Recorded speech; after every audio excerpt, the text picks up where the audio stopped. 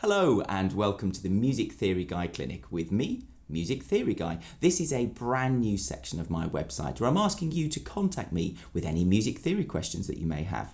If you'd like to get in touch, please send me an email to clinic@musictheoryvideos.com. I look forward to receiving your requests. Now, if you've seen my videos before, you're probably wondering why you're seeing me and not graphics like this, or this. Well, don't worry, you're just going to see a little bit more of me in these clinic videos to help me get these videos out a little bit quicker than I have done previously. But as I say, if you want to get in touch, clinic@musictheoryvideos.com. Now for this first clinic video, I thought it'd be really good to answer a question that I'm asked all the time, and that is it possible to have a key signature with 8 or more sharps or flats in it? Well, the simple answer is no. Let me explain. Okay, so on the screen we have the 4 main clefs in use today. Now don't worry if you don't recognise a few of them, just focus on the clef that you're most familiar with. At the bottom of the screen I've put the musical alphabet, that's the letters A to G, the only notes we can have in music without a sharp or a flat with them. Now, I'm going to focus on sharp key signatures to start with, and the first sharp that we have in a key signature is F sharp. So what I'm going to do is take the F from our musical alphabet at the bottom and we turn that into F sharp.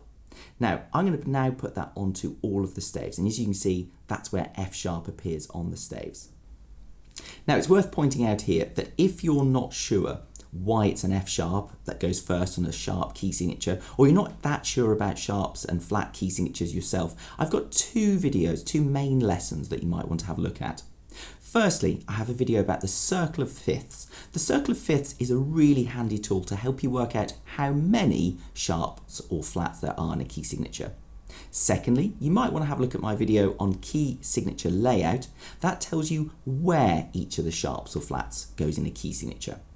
So do have a look at those lessons first if you need to. So we've got our F sharp on each of our staves or staffs, and from this point forward I'm going to say staves. I know some people say staffs. So we've got the F sharp. The next note that we have in a sharp key signature is the C sharp. So I'm going to take the C from our musical alphabet at the bottom of the screen, turn that into a C sharp, and I'm going to pop that C sharp onto each of our staves. The next one we take out is the G sharps. The G has gone from our musical alphabet and we put the G sharp on the staves. The next is the D, becomes D sharp, then it's the A, becomes A sharp, the E becomes E sharp, and then finally we have the B, that becomes B sharp. We have used every single letter of our musical alphabet. There is no way we can add any more to each of these staves. But before we move on, let's just quickly focus in on the treble clef. Occasionally I get a student coming to me saying, well hang on sir, this first F sharp, which I've highlighted red, that's affecting all of the Fs and turning them to F sharps on this line. What they're forgetting is that it actually is turning all of the Fs, no matter where they are in the piece, into F sharps. So it's even turning the Fs in this space at the bottom into F sharps. So there's no need at all to put an F sharp down here. This just wouldn't make any sense because, as I say, the first F is turning all of the Fs into F sharps. Let's have a quick look at flats before we end. So let's clear our screen, and here we go. Here's the musical alphabet put back at the bottom. With flat key signatures, it's always the B flat that goes first. So we take the B out and we put the B flat on. And then next comes the E flat. So the E has been taken out of the musical alphabet. Then it's the A flat, D flat, G flat, C flat, and finally the F goes onto the stave, and you can see it's turned into F flat. All of the letters from our musical alphabet have gone. There is no way we could add any more letters or flats into that key signature.